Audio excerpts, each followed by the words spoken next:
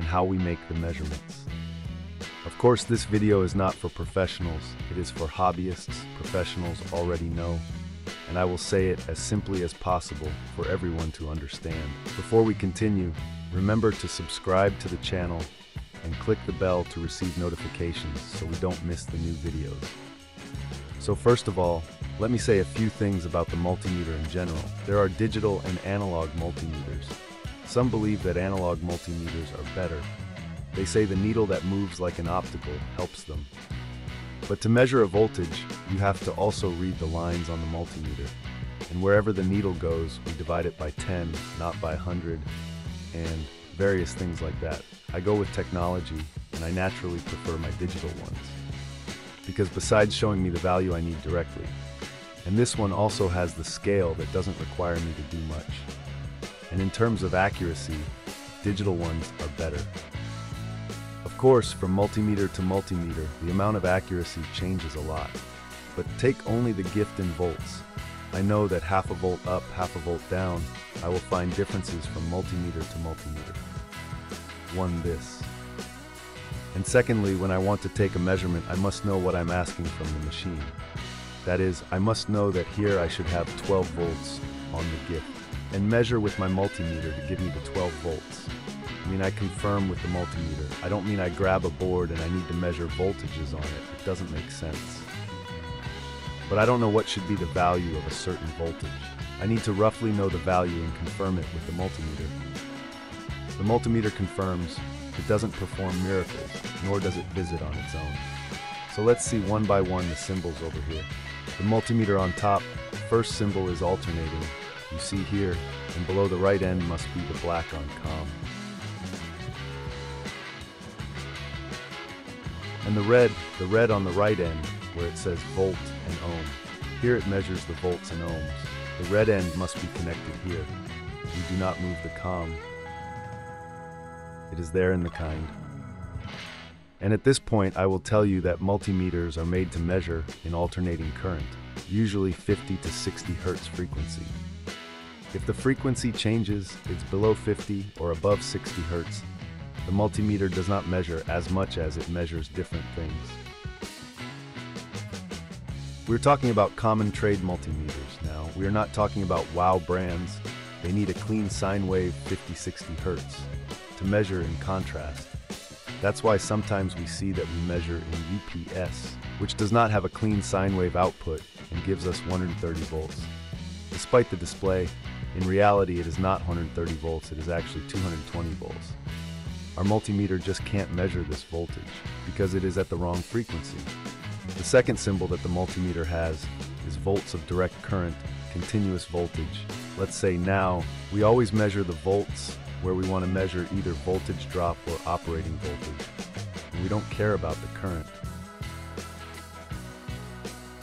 flowing over there because it enters in parallel. It has no issue burning the multimeter. I will show you in another video some measurements we will take. Third symbol. Here it measures the ohms, we measure the voltages. The next symbol is the diode meter.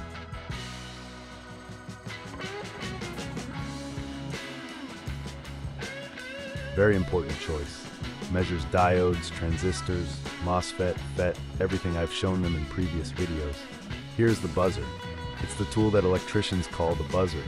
We measure short circuits over here, and then from the emitter. And if there is a track cut, next symbol that this multimeter has is this one over here. It measures the transistors up here. This seems useless to me, of course, because to measure a transistor, you need to know its multiples as well. And if it's the penalty or the penalty poi and everything, so it doesn't help at all. And now we go here where we measure the amperes. Here we need to be a little careful. You see it has different scales for the amperes. It ranges from 400 milliamps to 10 amperes. In order to measure amperes, we need to change the terminal from here to put it here in order to measure up to 400 member. We measure at this point here. We put the red one, while to measure 10 amperes, from 10 to 10 amperes, we must place it exactly next to it here, where it says amperes, to measure over 400 member. The ammeter stays in line. With the circuit, we want to measure the amperes. We can't take a walk over there now. But if the amperage is too high and we don't know it, we can even burn the multimeter. Or even if we are on the wrong scale, the multimeter may get damaged. I will show you this in another video. With 3 amperes, we will make it so you can see and what risks it may have. To summarize this for our multimeter, and it is good that when we finish measuring the amperes, to go straight to the red terminal from amperes to volts directly, so that our multimeter doesn't have a problem and burn out. In the next measurement we will take.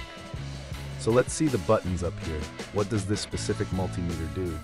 We have the power, the red button. The up-down is for changing the scale, which is automatic, to make it manual for volts and ohms.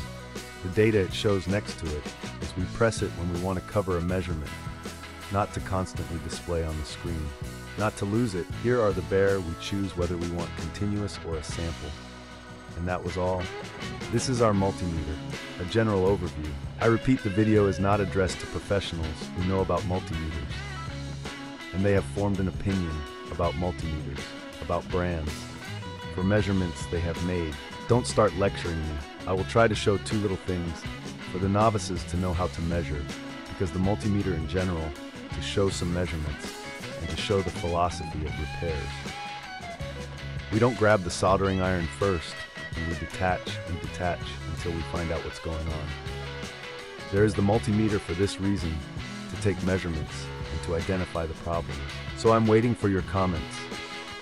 In the next video I will show you measurements, of course, with the multimeter and the scales that I showed you here. Until next time. Hello there.